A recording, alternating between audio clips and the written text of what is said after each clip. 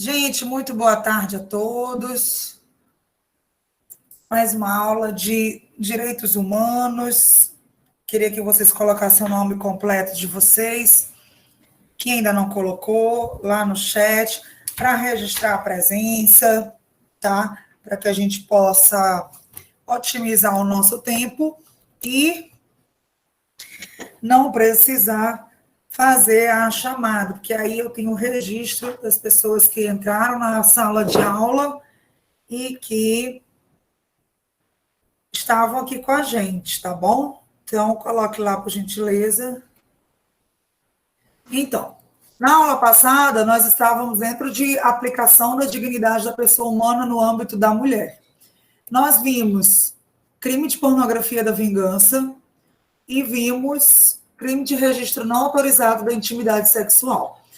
Agora, na aula de hoje, a gente começa com crime de invasão de dispositivo informático, em que ficou conhecido como Lei Carolina Dickmann.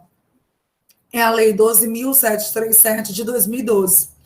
Esse crime de invasão de dispositivo informático, que foi incluído no Código Penal, é o artigo 154A do Código Penal, ele foi quando a Carolina Dickmann deixou o computador dela, né, salvo engano, para fazer alguns reparos, e ela teve ali invadida a sua privacidade e adulteraram, no caso, as coisas delas e obtiveram fotos dela nua.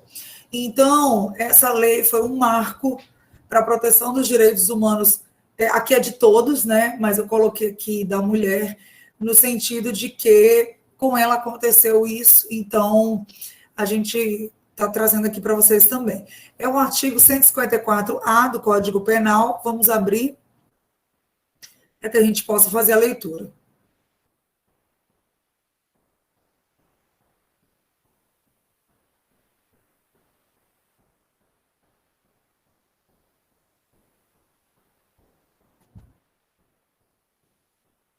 Olha só, artigo 154A. Invadir dispositivo informático alheio, conectado ou não à rede de computadores, mediante violação indevida de mecanismo de segurança e com o fim de obter, adulterar ou destruir dados ou informações sem autorização expressa ou tácita do titular do dispositivo ou instalar vulnerabilidades para obter vantagem ilícita. Então, vejam que, no momento em que eu grifei aqui, que são as partes principais, invadir dispositivo informático alheio mediante violação indevida e com o fim de obter, adulterar ou destruir dados. Lembrando sempre que os artigos que a gente vem tratando, desde a aula passada, eles falam que é sem autorização expressa ou tácita do titular do dispositivo. Nessa questão, reiterar que, se tiver autorização, não tem problema nenhum, tá? Por conta que, se você autorizou, pronto, princípio da autonomia da vontade. Você ali está à disposição, né, para as pessoas. Aí já não seria nem mais invasão, né? Já seria para mexer mesmo no seu computador. Aqui o finalzinho ele fala também sobre instalar vulnerabilidades para obter vantagem ilícita. Aqui mesmo pode se caracterizar como instalar um GPS, instalar um programa espião que vai espionar o WhatsApp, que vai espionar o que a pessoa está fazendo no computador, o que ela buscou no Google, o que ela mexeu lá no seu e-mail. Então, tudo isso é o crime de invasão de dispositivo informático, que é o artigo 154A. A detenção, devo confessar a vocês que andou mal o legislador, e aqui a gente precisa fazer uma crítica, no sentido de que é detenção, né? Então, não puniu no rigor da lei aqui o legislador com pena de detenção de 3 meses a 1 ano e multa, tá? Então, ficou baixa aqui a pena, porém, é um artigo que tem sido bem utilizado no âmbito ali da Delegacia dos Crimes Cibernéticos, né? Então, eles têm utilizado bastante. O problema é que, geralmente, a pessoa ela não chega a cumprir pena, né? No sistema carcerário mesmo, de pena privativa de liberdade. Essa aqui é a questão, porque a pena ela é muito baixa, né? Menor que 1 ano, multa. Então, foi um avanço, mas precisa ser melhorada essa questão da dosimetria penal. A observação que eu trago aqui é que aumenta-se essa pena de 1/6 a 1/3 se da invasão resulta prejuízo econômico, como está lá discriminado no parágrafo 2º, tá? Do artigo 154-A. Então, lá no Código Penal,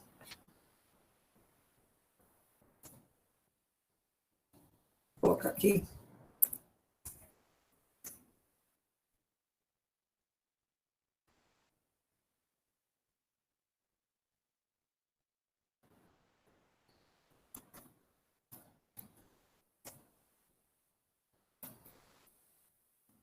aqui, o artigo, e foi incluída por essa lei aqui, ó, que ficou conhecida como Lei Carolina Dickmann, tá? Por quê? Porque foi ela que arregimentou que o Congresso Nacional votasse por essa lei. Isso foi na época, inclusive, de quem? De Dilma Rousseff já. Ótimo. Vou colocar ela aqui na íntegra. E aí nós vamos continuar a leitura aqui. Vamos lá. Então, aumenta-se a pena de 1/6 a 1/3 se da invasão resulta prejuízo econômico. No caso dela, ela teve muito prejuízo econômico, né? Por conta que, como ela era uma artista, e uma foto dela nua valia bastante, na medida em que ela não estava fazendo capa da Playboy, então, logo isso causou um imenso prejuízo econômico. Então, aumenta-se a pena aqui de 1/6 a 1/3. O parágrafo 3º também vem dizendo que, se da invasão resultar a obtenção de conteúdo de comunicações eletrônicas privadas, segredos comerciais ou industriais, informações sigilosas, assim definidas em lei, ou controle remoto não autorizado do dispositivo invadido, a reclusão é de 6 meses a 2 anos e multa, se a conduta não constitui crime mais grave. Parágrafo 4º. Na hipótese do parágrafo 3º, aumenta-se a pena de 1 a 2/3 se houver divulgação, comercialização ou transmissão a terceiro, a qualquer título, dos dados ou informações obtidos. Parágrafo 5º. Aumenta-se a pena de 1/3 à metade se o crime for praticado contra o presidente da República, governadores e prefeitos, presidente do Supremo Tribunal Federal, presidente da Câmara dos Deputados, Senado Federal, Assembleia Legislativa de Estado, Câmara Privativa do Distrito Federal, de Câmara Municipal, ou dirigente máximo da administração direta e indireta, federal, estadual, municipal ou do Distrito Federal. Tá? Esse é o artigo 154A que foi incluído.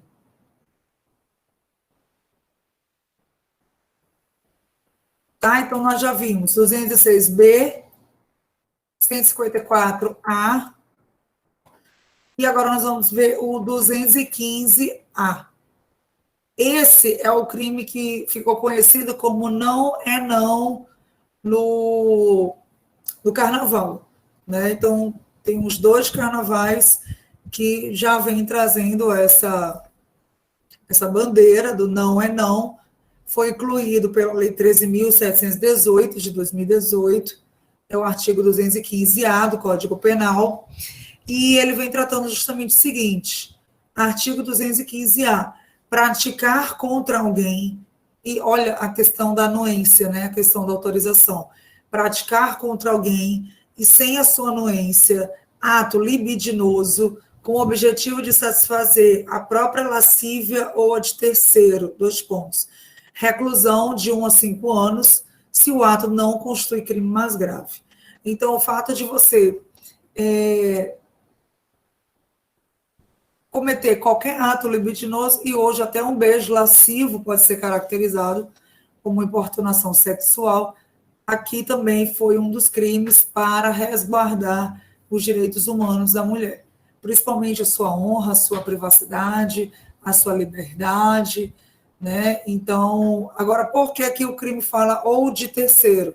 Porque pode ser que aquele homem, não sei se vocês são da época de Mara Folia, acho que não, mas pode ser que os amigos façam um cordão para aquela mulher ficar no meio para beijar determinado amigo deles.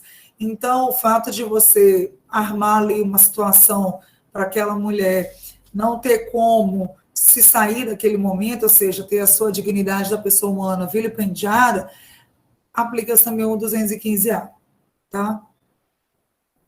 A pena dele, ele é mais forte, né? Aqui já é reclusão, foi um crime que foi bem aceito e bem receptivo pela população. No próprio carnaval ali de 2019, já começaram os adesivos, já começaram as garotas escrevendo não é não, né? E aí a pena, a reclusão de 1 a 5 anos, se o ato não constitui crime mais grave, tá? Bom, assim a gente fecha o âmbito da mulher. Agora nós vamos estudar os direitos humanos da mulher encarcerada, ou seja, da mulher que foi presa, está pagando pena, está no sistema carcerário, quais são os direitos humanos dessa mulher. Com relação à mulher mesmo, sem ser encarcerada, tudo tranquilo? Alguém tem alguma dúvida? Oi, Jordana, boa tarde. Alguém tem alguma dúvida? Oi, professora. Pois não. A senhora estava falando sobre governadores, presidentes e tal. Eu queria saber se houve algum inquérito contra quem divulgou aquele vídeo do Dória, a senhora sabe? Lembro. Houve Inclusive, alguma penalização? se foi para frente, né? Eu não Uhum. cheguei a acompanhar. Boa pergunta, depois eu vou até acompanhar, que foi justamente na eleição de 2018, né? Em que fizeram aquela montagem com ele, e eu queria saber mesmo se foi para frente. Mas olha, certamente, porque político não deixa passar nada em branco, né? Ele sempre tem um corpo jurídico que vai pedir aí uma indenização por danos morais e vai ser alta essa indenização, né? Vai ser ruim. Agora, a questão é tentar conseguir o IP do computador de onde saiu essa montagem, de onde ela começou, porque foi através, parece-me, de um grupo de WhatsApp, né? Então, ainda no Brasil é complicado saber definir de onde começou, né? De quem começou, porque se fosse na rede social, no Instagram, no Facebook, teria como saber exatamente. Agora, quando é de um WhatsApp e a pessoa só encaminha, fica complicado. Depois eu vou até checar para ver se houve os indiciados, se o Ministério Público denunciou e se teve condenação, né? Já que já tem o quê? Foi em 2018, final de 2018. Já tem o quê? Uns 2 meses e meio, né? Já daria tempo. Vou olhar. Alguém sabe?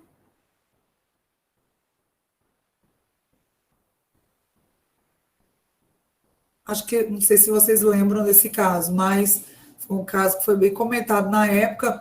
E, por incrível que pareça, o Dória foi bem na fita, né? Não ficou mal, não. Se fosse uma candidata mulher, ficaria mal.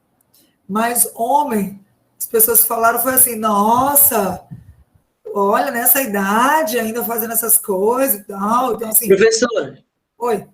não sei se a senhora já ouviu falar, teve um tempo também que o Pânico ele foi processado, porque eles tinham um quadro lá, pífio, Qual é? que eles, parece que era o guindaste do Pânico, alguma coisa assim, porque eles colocavam uma estrutura para tentar filmar o que acontecia dentro do apartamento dos famosos.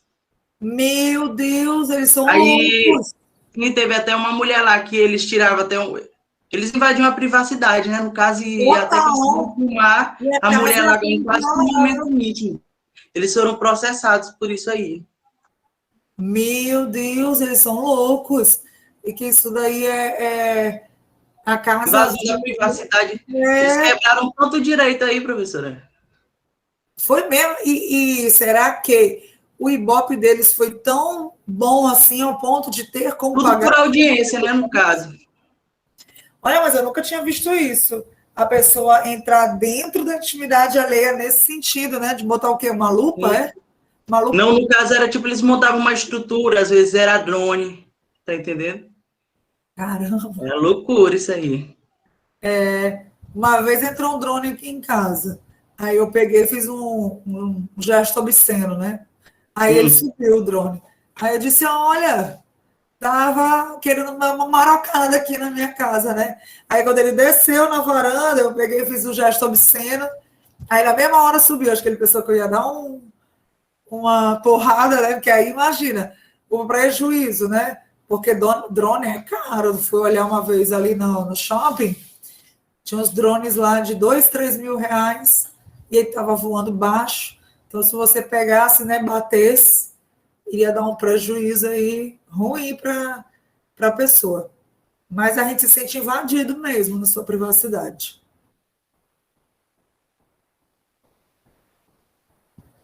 Queridos, então a mulher encarcerada, vamos lá. Bom, primeiro que a mulher, ela não pode ficar junto com o homem, né? Então a mulher, ela separadamente, ela será recolhida a estabelecimento próprio e adequado à sua condição pessoal.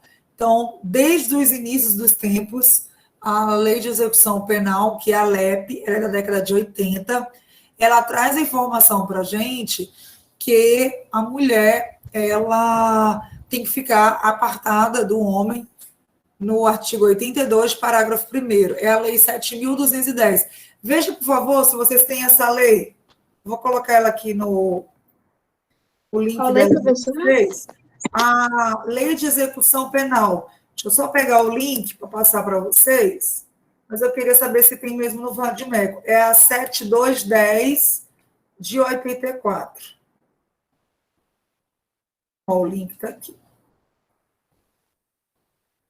É a Lei 7.210 de 84. Pronto. No meu tempo, professora. Tem? Tá, é a Lei de Execução Penal. Ah, então tá. Eu ia botar aqui, mas então nem vou botar. Por conta que... Não, pode botar para quem não tem fisicamente. Não, mas aí tem eletrônica. Eu acabei de botar no chat. Vem cá, eu não botei o link dessa aula da agora aqui. Cadê? Sumiu. Não entendi nada. Ah, não, tá aqui, 4 de março.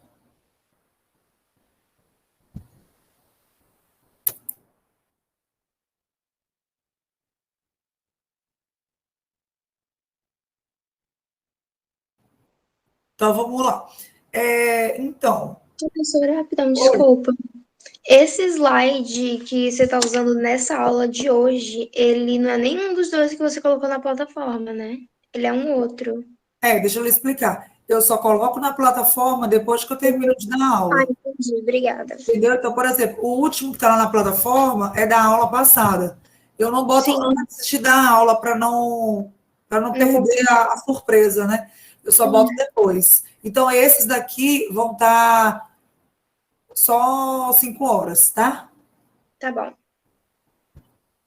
Então, vamos lá. Então, é o artigo 82 que diz que a mulher separadamente será recolhida a estabelecimento próprio e adequado à sua condição pessoal, tá? Detalhe, a mulher que engravida, como é que fica? Porque muitas mulheres engravidam, né, no sistema carcerário. Você fala, ai, Bruna, como? Ué, gente, como? Dia de domingo tem visita íntima e o marido dela, o ficante, o namorado, alguém vai lá visitá-la e intimamente ela pode ter ali a relação sexual e ficar grávida. Então, o artigo 83, parágrafo 2º da LEP, ele vem nos informar que os estabelecimentos penais destinados a mulheres serão dotados de berçário, onde os condenados possam cuidar de seus filhos inclusive amamentá-los no mínimo até 6 meses de idade. Para quê? Para não perder o vínculo com a mãe, por conta do aleitamento materno, né? Então, todos os médicos, pediatras, eles falam que o aleitamento materno ele tem que ser até os 6 meses. Então, os estabelecimentos penais, eles precisam ser dotados de berçário para que essas condenadas elas possam cuidar de seus filhos. Por quê? Os filhos não têm culpa de nada, né? Não tem culpa da situação da mãe tá lá em Pedrinhas. Então, ele não pode sofrer e não ter o aleitamento materno. Como a gente sabe, o aleitamento materno, ele é o alimento mais fortificante para um bebê. Então, nós não podemos deixar esse bebê de fora dessa proteção. Então, por isso, o artigo 83, parágrafo 2º, diz que tem que ter esse berçário. O problema é saber se todas as penitenciárias têm esse berçário, né? Ou se elas fazem mesmo a amamentação dentro da própria célula, que está errado, né? Tem que ser dentro mesmo do berçário. Para quê? Para o bebezinho não ficar convivendo, né, com aquelas mazelas sociais. Tá? Outra coisa, a mulher que engravida na cadeia, ela tem direito a médico tanto no pré-natal quanto no pós-parto, tá? E esse médico também tem que cuidar do recém-nascido. Então, o SUS tem que trabalhar junto nisso. Isso aqui não é um privilégio, isso aqui é um direito, que também está no artigo 14, parágrafo 3º. Isso aqui é direitos humanos. Eu não posso desamparar essa mulher. Tá? Então, será assegurado acompanhamento médico à mulher, principalmente no pré-natal e no pós-parto, extensivo ao recém-nascido. Ela precisa fazer ultrassonografia, então, muitas das vezes, ela precisa sair do sistema carcerário e ir lá nos estabelecimentos do Sistema Único de Saúde, no SUS, para ter esse acompanhamento. Tá? No pós-parto também tem que fazer consultas com o obstetra, com o pediatra, para saber se está tudo ok. E isso também é extensivo ao recém-nascido, que tem que ter essas consultas com o pediatra. Beleza? É o 14, parágrafo 3º. Tá batendo, gente? Vocês viram lá? 82, 83, vocês viram? Sim, professora. Tá. Então, ó, 82.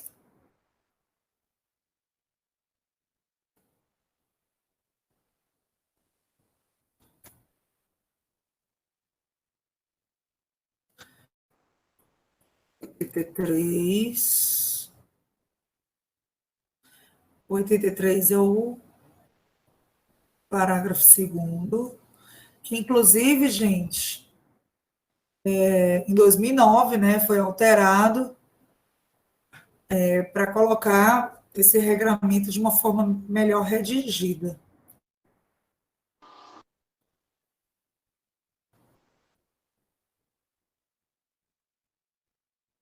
Vocês viram lá o artigo 14 também.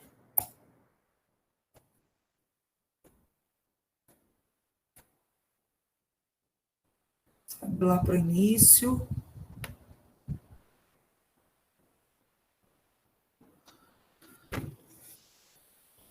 Ó, o parágrafo 2º, inclusive, diz que quando o estabelecimento penal não tiver aparelhado para prover a assistência médica necessária, por exemplo, a mulher precisa fazer de um ultrassom, esta será prestada em outro local. Então, o diretor do presídio dá autorização e essa mulher sai algemada, mas para fazer em outro local, tá? Mulher condenada, ela tem que ficar só na cela? Não. Ela tem direito a ensino profissional adequado à sua condição, tá? Então, ela tem direito a esse ensino profissional. Tem mulheres que fazem arte com palito de picolé, tem mulheres que fazem costura, né? Tem uns projetos de costura a bola, de corte e costura em geral, então tem direito também a esse ensino profissional.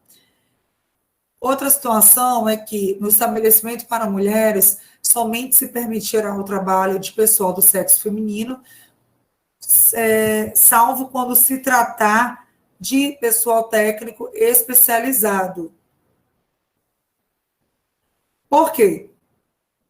Não é legal homem estar em cela de mulher, limpando, por exemplo, faxinando, por exemplo. Então, na cadeia de mulheres, somente se permitirá o trabalho de pessoal do sexo feminino. Então, a moça que limpa é do sexo feminino, a moça que cozinha é do sexo feminino, as agentes, as carcereiras são do sexo feminino, salvo quando se tratar de pessoal técnico especializado. Quer ver um exemplo? Geralmente, médico não é médica, é médico, dependendo daquela demanda. Então, por exemplo, Drauzio Varela, ele era médico do Carandiru, então ele atendia homens e mulheres, tá? Então, quando é serviço, sim, pessoal técnico especializado, não tem essa necessidade tão rigorosa de somente ser do sexo feminino. É o artigo 77, parágrafo 2º, que vai nos trazer essa informação, beleza? Gente, tudo isso para quê? Para que a gente possa resguardar os direitos humanos, tá? E o que mais? Na penitenciária, também será dotada de seção para gestante parturiente e de creche para abrigar crianças maiores de 6 meses e menores de 7 anos, tá? Então, olha só que interessante. Isso foi uma alteração também de 2009, que disseram o seguinte, olha, a mulher acabou de dar à luz, acabou de parir, ela tem direito de ficar com o filhinho dela. Então, temos que criar uma creche para abrigar essas crianças, porque até 6 meses ela fica com a mãe, né? Ali, aleitamento materno, e depois. Então, de 6 meses a 7 anos, ela pode ficar na creche, com a finalidade de assistir a criança desamparada, cuja responsável estiver presa. Até porque, gente, tem gente que não quer ficar com o filho dos outros, né? Às vezes a avó não quer, a tia não quer, porque acha o seguinte, fez besteira, tá presa, então não tô nem aí. E aí, a criança, que não tem nada a ver com isso. Então, foi necessário o legislador, vendo muitas crianças desamparadas, e que podem virar, inclusive, marginais também, né? Teve essa necessidade de criar creches para abrigar crianças. A questão é saber se o artigo 89 da LEP está sendo cumprido, né? Porque até onde a gente vê, não é implementada essa creche, apesar de ser um direito há mais de 10 anos. Alguém conhece a realidade carcerária aqui para dar algum exemplo? Que conhece algum presídio? Beleza, Safira. Alguém conhece algum presídio aqui que possa dar esse exemplo? Sabe se em Pedrinhas tem creche, se tem essa questão para proteger os recém-nascidos até 7 anos? Conhece, Jordana, Safira? Professora, Oi. Pedrinhas, ela tem ala feminina, essas coisas? Tem. Ala feminina tem. Tem ala feminina e ala masculina. Eu queria saber se tinha era creche, que eu acho que não tem, não. Mas eu não queria, assim... Vamos fazer uma consulta rápida aqui na internet? Deixa eu ver aqui. Complexo penitenciário de Pedrinhas.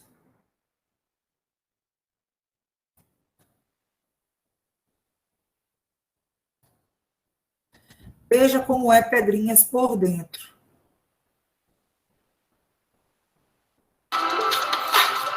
Professora, Oi. Mas aqui é um vídeo.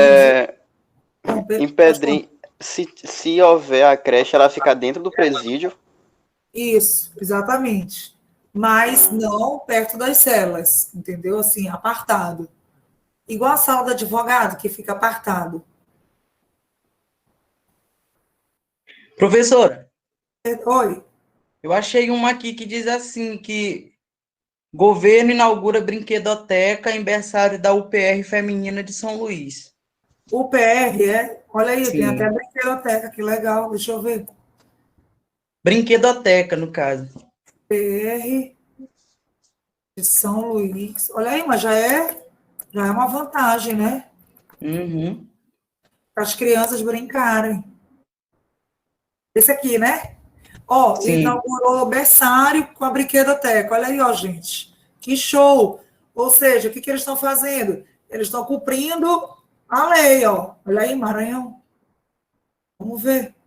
Oh, que lindo, gente. Olha as presas com seus filhotes. Olha que legal. Olha, a primeira brinquedoteca destinada aos filhos das internas. O espaço que funciona no berçário vai atender exclusivamente os pequeninos que convivem ali com suas mães e cumprem pena. Viu que legal? No espaço há brinquedos educativos, estimula o intelecto das crianças, tem TV, DVD. É isso que eu estou falando, é humanizar a execução penal. Por quê? Não é culpa das crianças. As crianças não têm culpa e eles estão cumprindo a lei. E professora, Oi? se eu não me engano, em Pedrinhas os caras também tem artesanato, Isso, eles fazem, que mais? bola de Assim, futebol, uniforme para jogo de futebol, eles fazem também. Eu já vi uma reportagem falando disso. tá. Pesquisa aí, que tu é bom de pesquisar para me mandar, para a gente olhar aqui. Olha só, nessa aqui, diz que possui 4 crianças só. Nessa brinquedoteca aqui. Na verdade, é um berçário com brinquedoteca.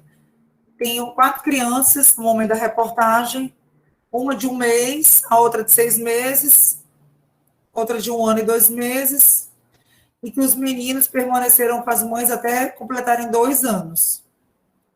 Tem 2 internas gestantes e as mães estreitam um vínculo materno com os filhos, dando afeto, carinho e proteção. Que fofinho. Adorei essa daqui.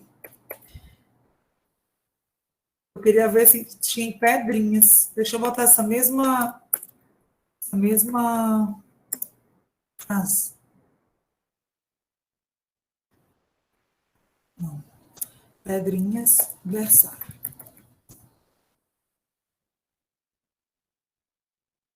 Não, não aparece.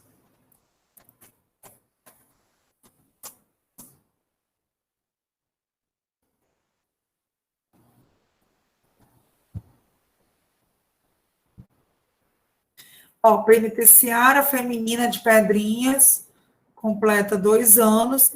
Deixa eu ver o que ela fala. Vamos lá.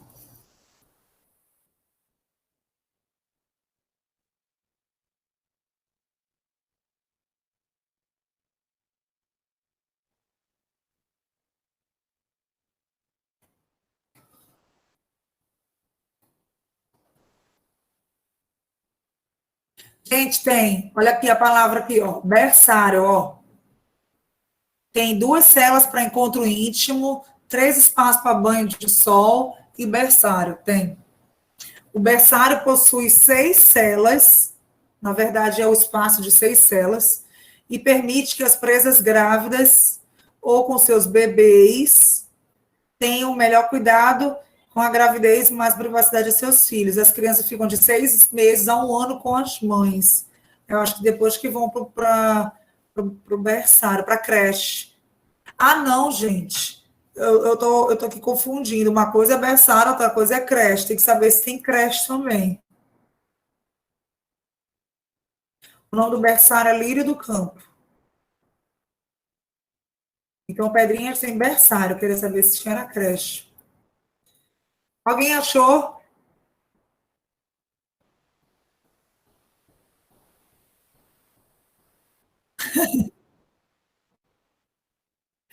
Não achou, não?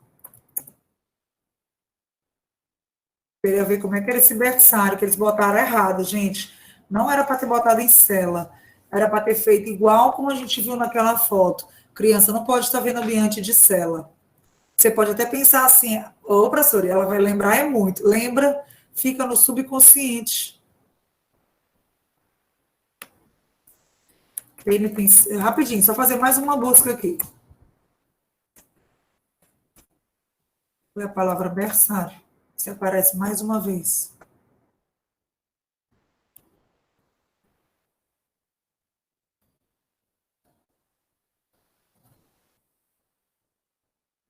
Aqui está dizendo que a prisão é a escola do crime. Oh, meu Deus, eu querendo ver coisa boa.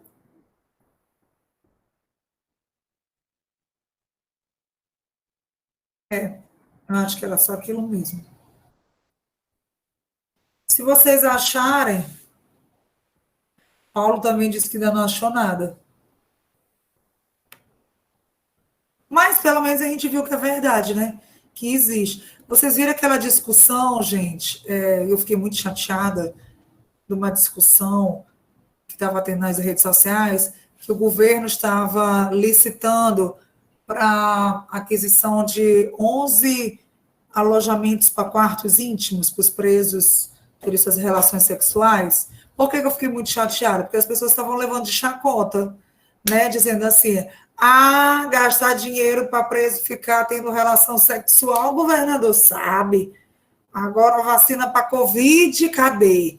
Gente, o que uma coisa tem a ver com a outra? Nada. A licitação, a verba da Secretaria de Segurança Pública, ela vai comprar vacina? Não, a verba não é para vacina, a verba da vacina é da saúde. A verba da Secretaria de Segurança Pública é para isso, né? É para a gente dar direitos humanos para os presos. Imagina se você comete um crime hoje que você não estava com a vontade de cometer, mas você cometeu, chega lá na hora, você não tem como ver seu esposo, você não tem como ver sua esposa, porque um monte de gente está te olhando. Você vai botar o quê? Um lençol? É complicado. Então, quando a gente está na pele das pessoas, é que a gente tem uma dimensão de como é na vida real das pessoas. Então, essa questão que a princípio a gente critica, mas é uma questão de direitos humanos, né? Todos nós queremos ter a nossa liberdade sexual, mas ao mesmo tempo nós queremos ter a nossa privacidade sexual. Então, uma esposa quer ver o seu esposo, ela tem esse direito. As pessoas estavam dizendo que o governador estava construindo um motel. Vocês viram essa discussão? Sim, ficou acho que uma semana rodando em tudo quanto é rede social. Isso, sim. Então, o que eu quero mostrar para vocês é que às vezes a gente ri, às vezes a gente acha graça, faz piada, mas não é para fazer. Entende? Por quê? Porque isso é uma questão séria. Isso é uma questão de direitos humanos. Os presos têm direitos humanos. Entende? Então, se estão construindo, a gente tem que pensar assim, poxa, que bom que está melhorando o sistema carcerário. Porque se as pessoas estão tendo relação sexual, e a relação sexual hoje, pela pirâmide de Maslow, ela está como necessidade fisiológica. É igual urinar, defecar, beber água, é também transar. Então, de acordo com a pirâmide de Maslow, ele trata quais são as partes da nossa vida que a gente vai atingindo, e nas necessidades fisiológicas tem relação sexual. Então, se o preso está em dias com a sua relação sexual, talvez ele fique até menos agitado dentro do sistema carcerário, menos bravo, menos raivoso, né? Então, se existe a verba, por que não? Né? Se existe a verba para fazer a creche, por que dizer, isso aqui é filha de marginal? Não, não vamos fazer creche nenhuma, que isso aqui é só mini marginal. Está correto isso? Não. Por quê? Porque a gente não está aplicando os direitos humanos, tá? Deixa eu só... Professora, Oi. eu vi uma matéria lá sobre o sistema carcerário da Holanda, sabe? Que, se eu não me engano, é o melhor do mundo. Aí lá os presos, no caso, eles têm uma oficina de metalurgia, Sim. Aí eles recebem um recurso do governo pelo que eles construíram ali na oficina, e ele a metalurgia dele já foi utilizada na construção de um estádio lá, de futebol. Mas quem constrói é os presos? Não, no caso, eles só fornecem Tá. o ferro, no caso, sabe? Eles fazem todo o equipamento de metalurgia. E aí é bom que vai remindo a pena, né? Sim, eles ganham uma bonificação, e quando eles saem, eles já têm um emprego assegurado. Entendi. Sabe por que que eu digo isso, gente? Que a gente tem que ter um olhar mais humanizado, como o colega está falando, como ela na Holanda, porque muitas das vezes a gente critica até chegar alguém da nossa família que vai para o sistema carcerário. Ah, aí a pessoa pega a LEP e começa a estudar de cima a baixo para saber quais são os direitos do familiar dela, né? Eu estou até mostrando aqui para vocês que colocaram assim. Parece piada, mas não é. Flávio Dino fecha contrato milionário para a construção de motel para presos em plena pandemia. Aí, segundo esse jornal, diz que é falso, que Maranhão não vai bancar motel para preso. Bom.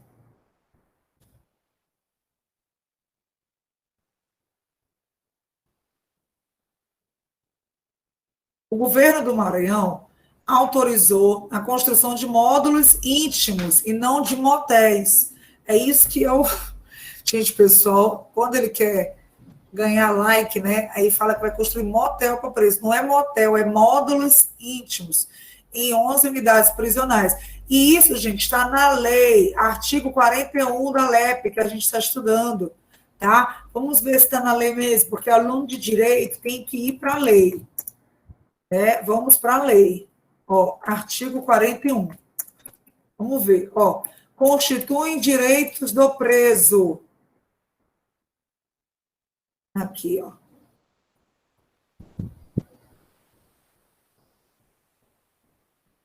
Visita do cônjuge, da companheira, de parentes e amigos íntimos em dias determinados. Deixa eu ver se tem alguma coisa aqui que fale do contato íntimo especificamente.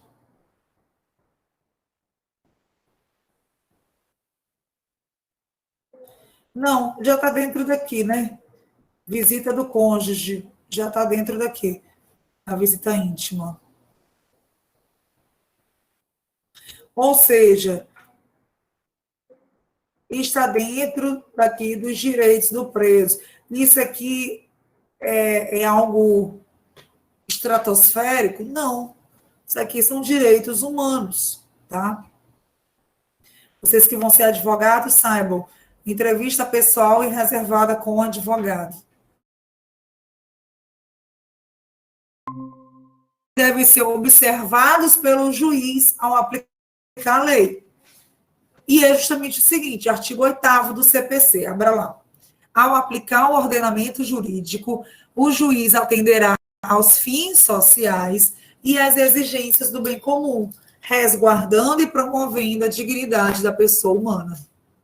Tá? Então, toda vez que o juiz for aplicar a lei, toda vez que o juiz for aplicar, então, o ordenamento jurídico, que é esse conjunto de leis, todas que nós temos, ele tem que atender aos fins sociais e às exigências do bem comum, resguardando e promovendo os direitos humanos, a dignidade da pessoa humana. Beleza? Aí, o que acontece? Assim sendo a dignidade humana, então, percebam que ela é um valor supremo. Por isso que eu digo que direitos humanos deveria ser a disciplina mais importante do curso. Porque ele é um valor que ele é supremo. É um valor a ser buscado pelo próprio ordenamento jurídico. É um princípio basilar, a partir do qual decorrem todos os demais direitos fundamentais.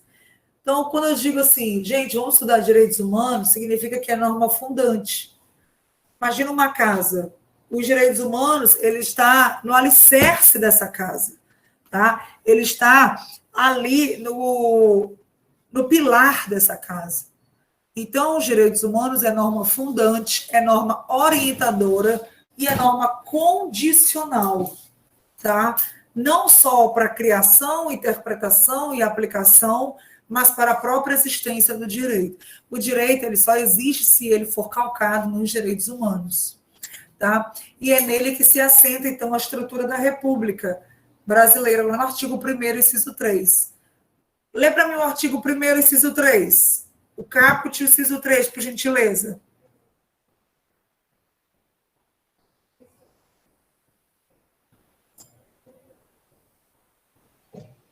Assim sendo, a dignidade é o valor supremo a ser buscado pelo ordenamento jurídico, é o princípio basilar a partir do qual decorrem todos os demais direitos fundamentais, norma fundante, orientadora e condicional, não só para a criação, interpretação e aplicação, mas para a própria existência do direito. Isso. Aí eu queria que tu lesse lá na Constituição Federal o artigo 1º, o caput e o inciso 3.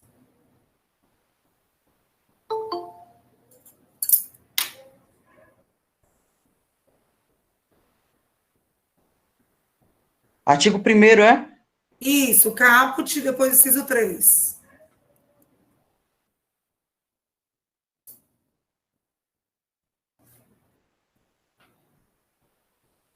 Da CF.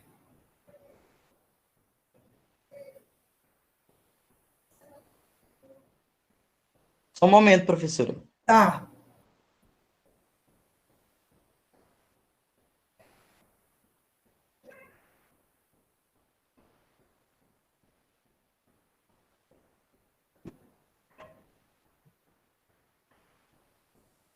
A República Federativa do Brasil, formada pela união indissolúvel dos estados e municípios e do Distrito Federal, constitui-se em Estado democrático de direito e tem como fundamentos, inciso 3, a dignidade da pessoa humana. Perfeito. A dignidade da pessoa humana. Tá? Então, isso é norma fundante, né? É norma basilar. É aqui que os direitos humanos ele é tangenciado no CPC, tá? Artigo 8º. Ó, pega um marca-texto, eu gosto muito de usar marca-texto. Eu tenho quase todas as cores. Ó, pega uma cor de marca-texto e já vai marcando no seu vade-mecum esses artigos que a gente está estudando. Pode ser?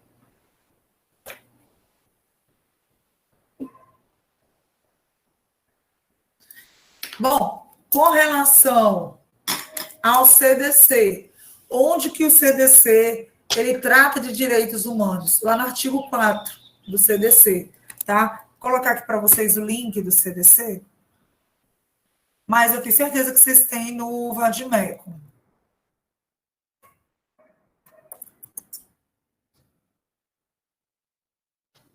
O que eu quero do CDC? O artigo 4.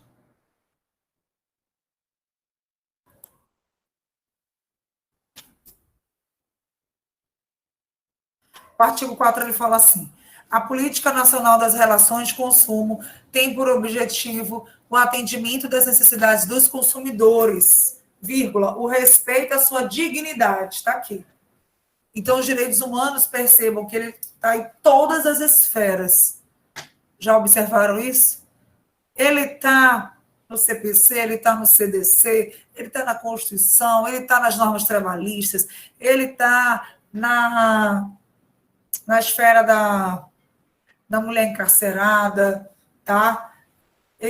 Gente, tem um artigo aqui que eu acabei não passando para vocês, da mulher encarcerada, que eu quero colocar aqui, que a mulher idosa, quando ela faz 60 anos, ela teria, em tese, né, que ficar numa cela diferenciada. É o mesmo que fala aqui, é o artigo 82. Deixa eu só mostrar aqui para vocês. Ó, o artigo 82, ele fala aqui, ó, a mulher e o maior de 60 anos, tá? Então, a mulher idosa, ela também é recolhida a estabelecimento próprio, adequado à sua condição pessoal. Era isso que eu queria mostrar aqui para vocês. Aqui, ó, 60 anos também, tá?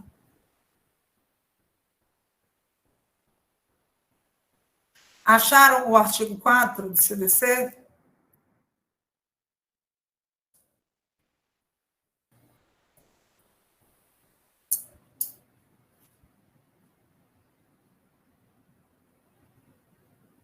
Certinho, marcaram lá?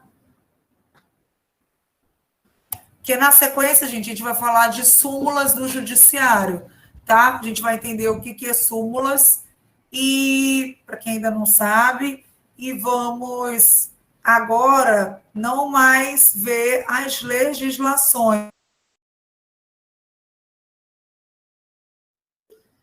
Oi, gente, perdão. Não, Gui, bora bagunçar não, que eu já cheguei. Eu caí a conexão e voltei. A gente vai ver. Foi, não? É porque primeiro caiu para várias pessoas, professora, e aí. Agora fui eu que caí, né? Entendi. Aí o que acontece? A gente vai para o intervalo agora, 3h30, volta 4 horas, e a gente vai, na sequência, ver as súmulas do judiciário. Ou seja, a gente estava vendo artigos de lei. Agora, quais as súmulas que tratam de direitos humanos? Combinado? Então, vamos lá, hora da merenda. Então, vamos lá. Gente, então, agora no segundo tempo, pós-intervalo, nós vamos estudar a aplicação da dignidade da pessoa humana nas súmulas do judiciário, tá? Então, primeiro, explicar para vocês o que vem a ser súmulas, né? Então, olha só, quando a gente fala em súmula, a gente está falando de fontes do direito, tá? Então, primeiro, o que é fonte do direito? Essa expressão, fontes do direito, no sentido amplo, genérico, significa um manancial, o início de onde surge o direito. É igual o livro da Bíblia, de Gênesis, que explica o início, né? Onde foi que tudo começou. E aquela história de onde tudo surgiu, né? De como tudo surgiu. Por quê? Porque Gênesis é início, é manancial. A fonte de um rio é onde é o nascedor daquele rio. Então, portanto, fonte seria a expressão utilizada para designar a origem das normas jurídicas. E aqui nós temos duas classificações de fontes. Eu tenho a fonte primária e eu tenho a fonte secundária. A fonte primária é a lei, né? Inclusive está lá no artigo 5º, inciso 2, vamos ler aqui, que diz o seguinte: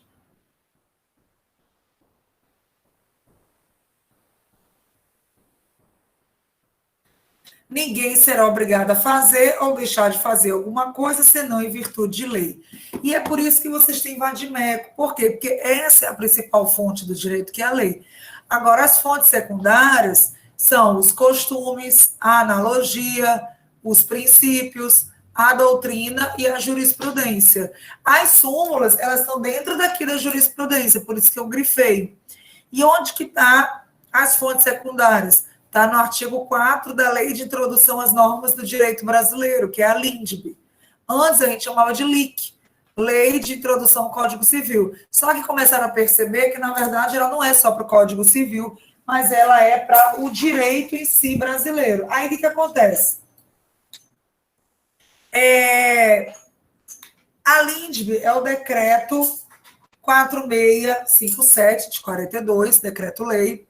E lá eu trouxe para vocês a redação para a gente estudar aqui. Ó. Ela diz o seguinte: artigo 4 da LINDB. Quando a lei for omissa, o juiz decidirá o caso de acordo com a analogia, os costumes e os princípios gerais do direito. Tá? É aqui no artigo 4. Agora eu vou explicar para vocês o que é jurisprudência. Antes, Josimar, você já tem o telefone do líder? Já. Já? Ah, então. Obrigado, professor. Otávio, né? Tá. Bom, o que vem a ser, então, jurisprudência? Jurisprudência é o conjunto das decisões e interpretações das leis feitas pelos tribunais. São muitos processos que tem na justiça, nós sabemos disso. Mas, para quem está julgando, acaba meio que repetindo as temáticas. Então, no momento que começa a repetir muito matemática, eles criam o quê? Uma jurisprudência, que é uma decisão já pacífica, já reiterada daquela matéria. Né? Então, assim, a jurisprudência sentada, ela compreende um conjunto de decisões uniformes dos tribunais, proveniente de uma aplicação uniforme de um mesmo conjunto de interpretações a casos semelhantes. Eu não vou lhe dizer que todos os casos, por exemplo, de atraso de voo, por exemplo, são iguais. Não são iguais.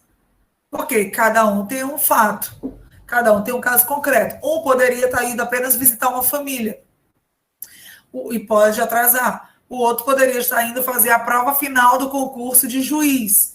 E aí ele perdeu aquele voo, então olha que para ele a lesão foi maior, certo? Então, queridos, a gente sabe que os casos não são iguais, porém, tem casos que são semelhantes.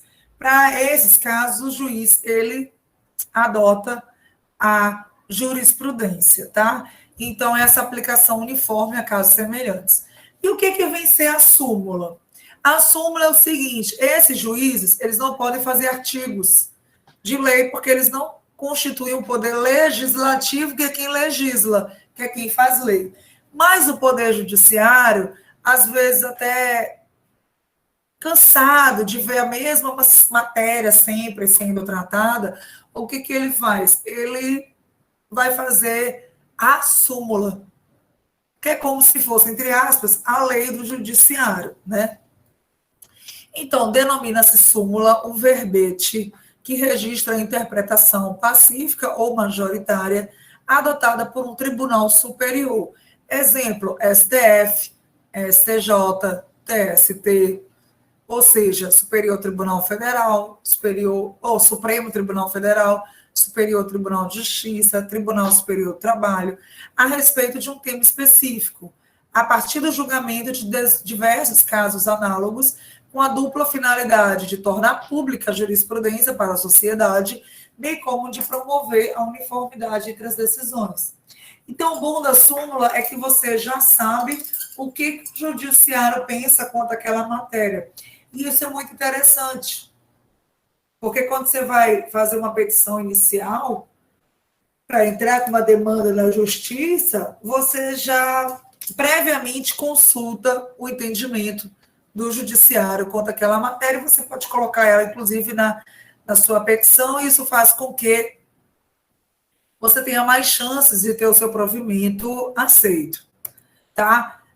Por outro lado, súmula vinculante é aquela que o próprio nome fala, ela vincula, porque o que acontece? Os juízes, muitos deles, não seguem as próprias súmulas do judiciário, porque existe um princípio chamado de princípio do livre convencimento do magistrado, que dá essa prerrogativa ao juiz poder motivar a sua decisão sem estar atrelado a nada, né? A nenhuma súmula, a nada. Ele motiva de acordo com a interpretação, a hermenêutica da lei que ele tem, ou com base num costume, ou numa jurisprudência, ou num princípio, mas ele não está adstrito às súmulas. Então, o STF, para fazer, é obrigar o próprio judiciário a respeitar o que eles colocam, ele criou as súmulas vinculantes, que vinculam, né? Só quem faz súmula vinculante é o STF. Então, como é que se dá esse procedimento? O STF, conforme o artigo 103A da Constituição, e lembrar que esse artigo ele não estava na Constituição de 88, ele foi incluído em 2004, através de uma emenda constitucional de número 45 de 2004, que ficou conhecida como a reforma do judiciário. Ele colocou o 103A da Constituição Federal, dizendo o seguinte: ora, o STF ele pode de ofício ou por provocação, de ofício, ou seja, ele mesmo ou alguém o provocando, fazendo algum requerimento, mediante decisão de 2/3 dos seus membros, após reiteradas decisões sobre matéria constitucional, aprovar súmula que, a partir de sua publicação na imprensa oficial, terá efeito vinculante em relação aos demais órgãos do Poder Judiciário e também a administração pública direta e indireta. Ou seja, tanto o Poder Judiciário quanto o Poder Executivo eles estão adstritos na esfera federal, estadual e municipal. Quem é que é a administração pública direta?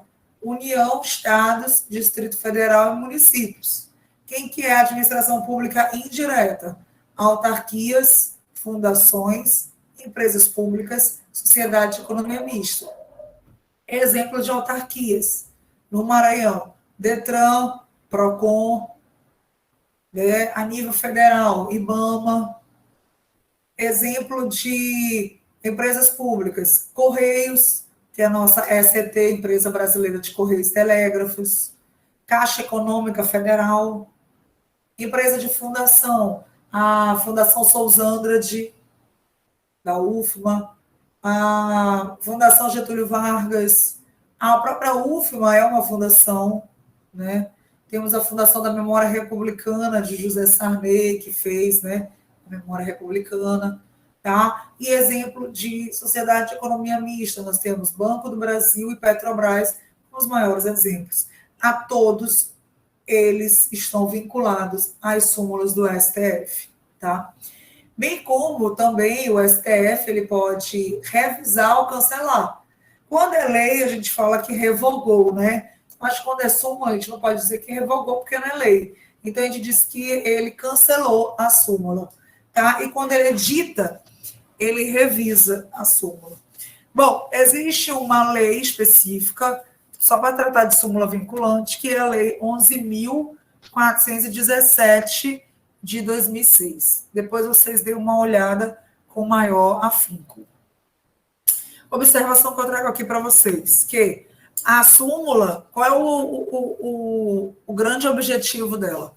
A súmula ela terá por objetivo a validade, a interpretação e a eficácia de determinadas normas, acerca das quais haja controvérsia atual entre órgãos judiciários ou entre esses e a administração pública, que acarrete grave insegurança jurídica e relevante multiplicação de processos sobre questão idêntica. Então, no momento em que nós observamos que um juiz diz uma coisa, o outro diz outra, muitas das vezes acontece isso, né? Você entra no Poder Judiciário com a mesma situação, mesmo colega seu está com a mesma situação, um cai na terceira vara, o juiz dá procedente. Outro vai na quinta vara, o juiz dá improcedente. Então, com o objetivo de não causar insegurança jurídica, né? E que não cause essa multiplicação de processos que a gente observa hoje com questões idênticas, é que o STF faz valer, então, as chamadas súmulas vinculantes, tá? O que nós vamos estudar, então, a partir de agora, para as próximas aulas, são as súmulas do Judiciário, de todas as esferas, STF, STJ, TST, que tratam de direitos humanos, certo? Entendido o que é súmula, para que a gente possa, então, ir para as súmulas. Eu não poderia ir para as súmulas sem antes perguntar para vocês se vocês sabem o que é súmula, né? Por isso que, como eu não sei se vocês sabem ou se não sabem, eu fiz essa revisão, tá? Até aqui, dúvidas? Coloque lá para mim no chat, sim ou não? Enquanto eu vou pegar aqui o cabo do computador.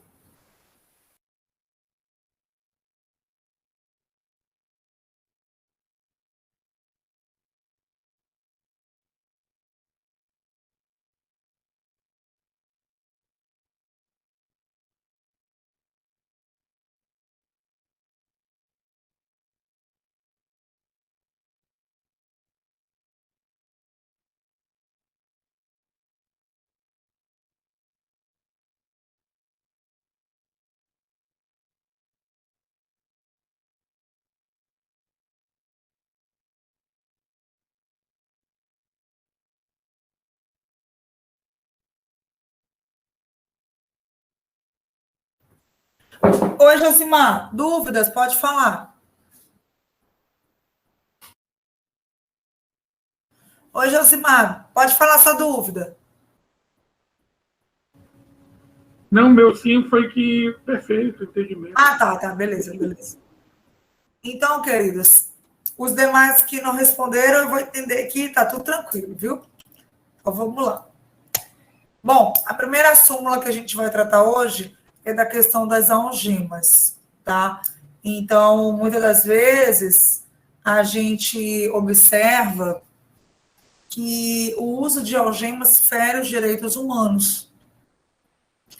E aí tem pessoas que se sentem altamente humilhadas, se sentem altamente envergonhadas, né? E ficam nessa situação complicada, né? De estarem sendo passadas por essa humilhação. E o judiciário começou a perceber que não tem necessidade de você algemar pessoas que não trazem perigo. Exemplo, aquela prisão do Lula. Precisa de algema? O Lula ia sair fugindo?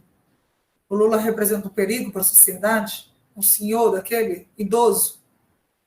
Né? Muita gente faz o quê quando vai preso? Pede para colocar algum lenço na frente, em cima das algemas. Um casaco. Mas a gente sabe que a pessoa está algemada. Mas a humilhação é tanta que você coloca ali uma charpe, um casaco, uma blusa, uma bolsa em cima da algema.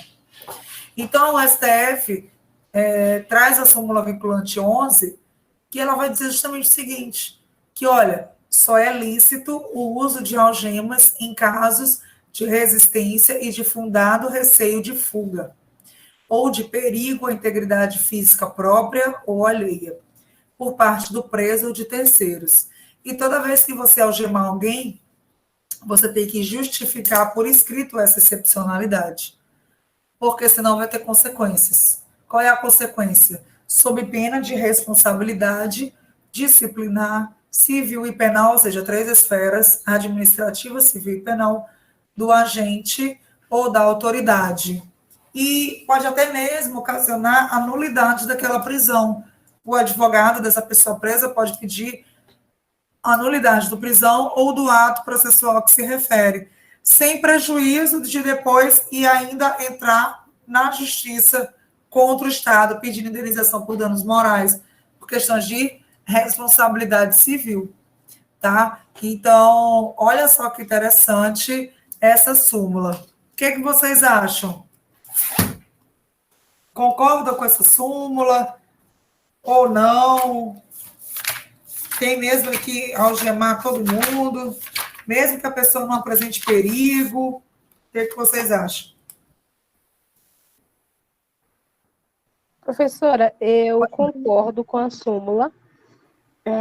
Acredito que não seja necessário algemar todas as pessoas, uma vez que é muito humilhante para a dignidade da pessoa, até porque ao se prender não se sabe ao certo se a pessoa é ou não culpada, entende? Então, perfeito. Agora que está também, começando o inquérito, né? Já vai algemar, né? Dependendo da pessoa. isso. Aí acaba que se a pessoa ela não é culpada e está sendo humilhada, sendo algemada, sendo exposta a essa situação, ela acaba se sentindo em uma situação muito constrangedora, podendo até requerer um outro processo. Isso. Isso Entende? mesmo, Safira. E a questão também é que o que a gente percebe é que, às vezes, a algema é só para fins de humilhação. Porque eu vejo assim, esses políticos brasileiros famosos, né? Precisam algemar? Não precisa. Mas eles fazem questão de botar 2 seguranças enormes da polícia para demonstrar que ali tem um ato até de truculência, né? E quando, na verdade, não tinha necessidade de nada disso, só de acompanhar até a delegacia, porque aquela pessoa não demonstra qualquer tipo de perigo, né? Então, essa súmula vinculante, eu quero que vocês anotem.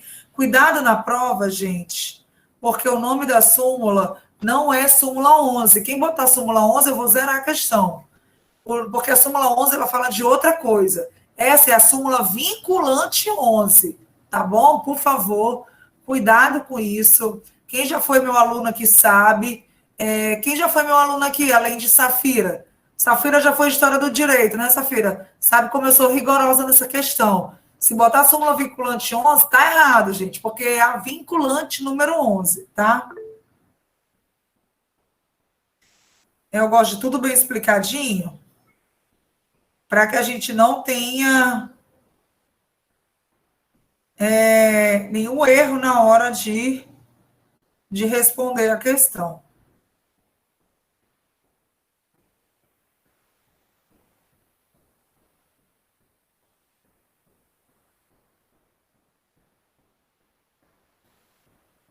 Deixa eu só olhar aqui o chat, que acho que alguém falou alguma coisa.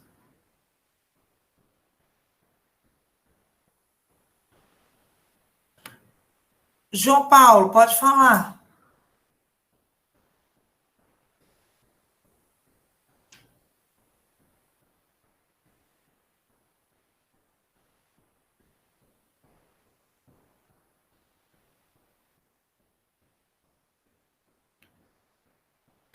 Ah, tá. João Paulo também já foi meu aluno, sabe como eu sou rigorosa nessa questão, né, João Paulo?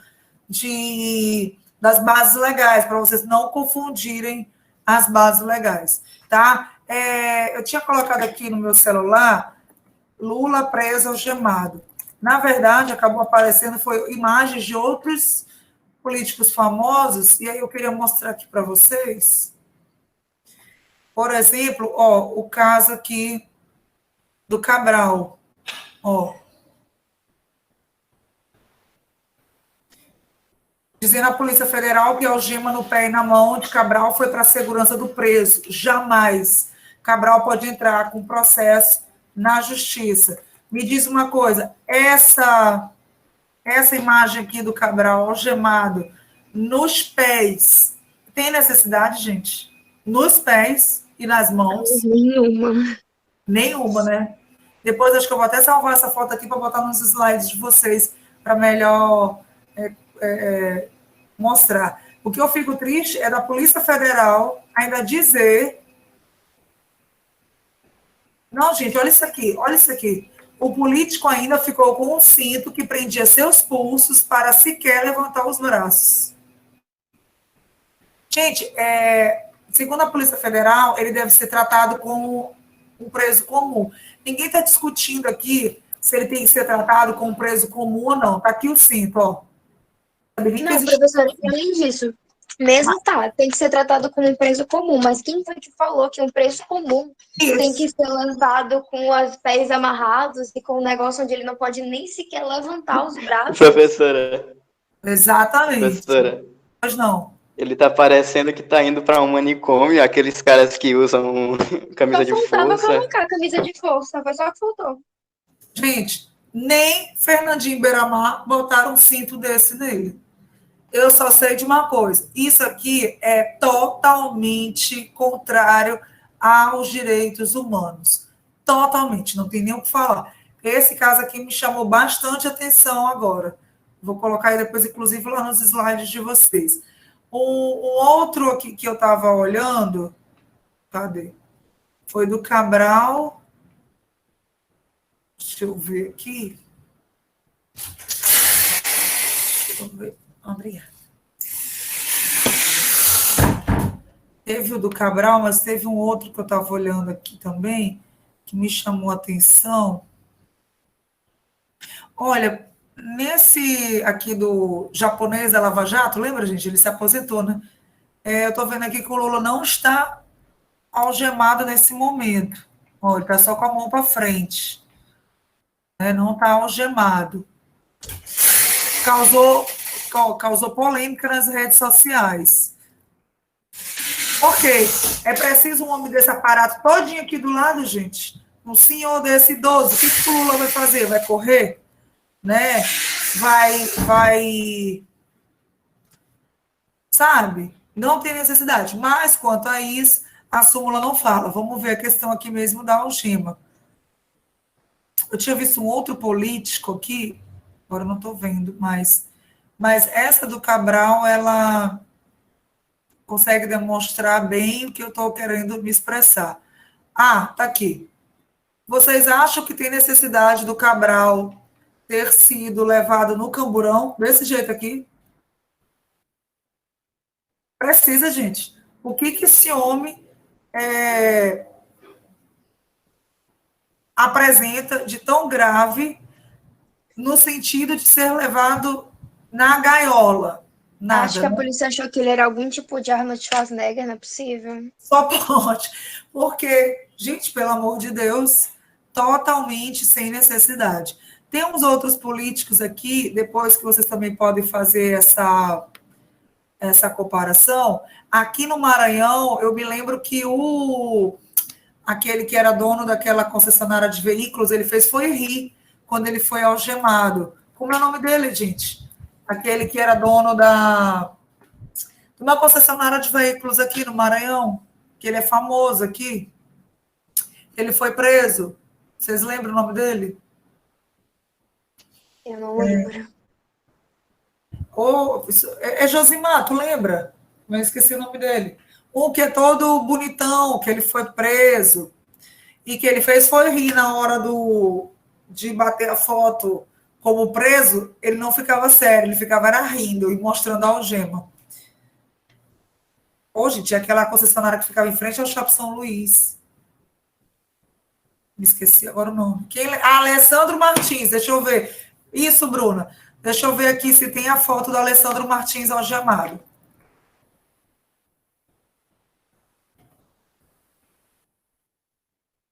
Ó. Olha ele rindo. Ele... Gente, ainda debochando, né? Olha aí, ele não conseguia ficar sério, né? E aí ele fazia rir. Tem necessidade do Alessandro Martins estar algemado aqui? Não tem, gente. Não tem nenhuma necessidade. Ele não apresentava nenhum perigo, entende? E aí ele fazia rir, né? Deixa eu ver se tem outra foto dele aqui. Eu queria dele algemado, mas ele botou os braços para trás. Vou botar aqui, São Luís, para ver se mostra com os braços para frente. Não. Tem mais fotos de outras coisas aqui. Mas, já sei, vou botar aqui, preso, para ver se aparece. Professora? Oi, pode falar. Tem 2 irmãos que trabalham na Polícia Federal. Pois não. O que realmente, às vezes, acontece, e tudo tem que ter ponderação, né? Perfeito. Geralmente, no caso aqui do Alessandro, né? Até como o Sérgio, a polícia deve ser uma responsabilidade. Eu acho que, às vezes, é de pé pesado. Sim. Ele acha a responsabilidade, até porque quando ele faz esse tipo de prisão, a responsabilidade fica em cima do Estado. Então, todo levantamento que eles fizeram sobre a pessoa, eles ficam com receio de uma fuga, seria? Porque o Cabral, ele cometeu vários crimes, né? Envolvido com pessoas altamente perigosas. Perfeito. Então, eles ficam com receio de chegarem, por exemplo, uma quadrilha, um pessoal de fora, tentar... E resgatá-lo? Exatamente. Tem esse receio. Agora, só que... Olha, interessante o lado da polícia. A polícia, a preocupação dela é pelo resgate, é isso? Porque aí a responsabilidade é do Estado, né? Quando você faz a prisão. Então, pode acontecer... Então, eles acham que, para a segurança da polícia do Estado, quanto mais ele tiver segurança para a polícia, quando o cara tiver não poder correr, não poder se locomover. Porque até então, eu concordo, uma pessoa que cometeu vários crimes no Cabral, a gente não sabe até onde pode chegar. Onde pode chegar. Agora, tu tem que ter a coerência, entendeu? Entendi. Por isso que é bom a gente ouvir os dois lados, para a gente tentar formar uma opinião. Agora, o certo parece-me desarrazoado quando a gente lê a súmula vinculante 11 e vê aquelas imagens, né? Professora. Desarrazoado do parte da polícia. Pois não. No caso, eu vi o Cabrinha ali entrevistando o japonês da Federal, né? Aí ele conta... Ele ficou conhecido, né? Sim, ele tinha uma forma de abordar diferente, sabe? Ele disse que ele não queria expor ao ridículo a pessoa que estava sendo indiciada, mas, no caso, ele disse que ele mandava o político, no caso, ou a pessoa lá indiciada, colocar as mãos para trás, como uma forma dele estar ali com o controle, pois quem está sendo levado pode fazer algum gesto com a mão, tá entendendo? É como se fosse assim um ataque, tá entendendo? Ele dá um gesto com a mão e quem está esperando para atacar pudesse atacar a Polícia Federal. Aí, no caso, ele disse que ele fazia isso como uma medida protetiva. Só que ele disse que em nenhum momento ele Algemado. expor a pessoa ao ridículo, diferente. Ele disse que ele conversava, tratava muito bem. Não, mas algemava? Não me engano, não. Só se, no caso, o cara ele oferecesse algum perigo. Entendi. Já tivesse um antecedente, no caso. Entendi. Ó, bem coerente. Então, significa que o japonês da federal está cumprindo a súmula vinculante 11. Tanto é que ele foi perseguido, professora. Ele foi até condenado, tá entendendo? Depois disso, os caras da Polícia Federal, não sei como, disseram que ele era culpado por determinado crime, e foi até no início do trabalho dele, há mais de 20 anos atrás, aí ele teve a função dele cassada, só que pouco tempo depois, os caras colocaram ele para trabalhar de novo. Aí como é que o cara que é condenado volta a trabalhar, tá entendendo? Depois corrupção no meio da política no Brasil, da polícia também. Ou seja, às vezes pode ter sido até algum desses políticos, né, que pode ter iniciado. O japonês, no caso, ele foi reintegrado. Ele foi reintegrado por decisão judicial. judicial. A priori, ele foi demitido lá dentro do serviço público, e na justiça ele foi reintegrado. Ele ganhou na justiça, né? Isso. Aí foi reintegrado. Tá, entendi. Mas ele já se aposentou, não já? Já. E ele leva uma vida bem simples, professora. Tá. Poxa, bacana saber esses bastidores, né, dele, bacana. Meus queridos, então a gente fica por aqui. Na próxima aula a gente vai tratar as próximas súmulas e sempre fazendo essa correlação com os direitos humanos, por que essas súmulas ferem os direitos humanos, tá? Eu escolhi umas 10 súmulas, creio eu, 10 a 15 súmulas, que a gente vai ver as súmulas, quer dizer, que ferem os direitos humanos, não, que protegem os direitos humanos, né, para que não firam os direitos humanos. Beleza? Então, fiquem com Deus, tchau. Daqui a pouco eu boto os slides lá para vocês, tá bom? Ok, professora, boa tarde. Boa tarde.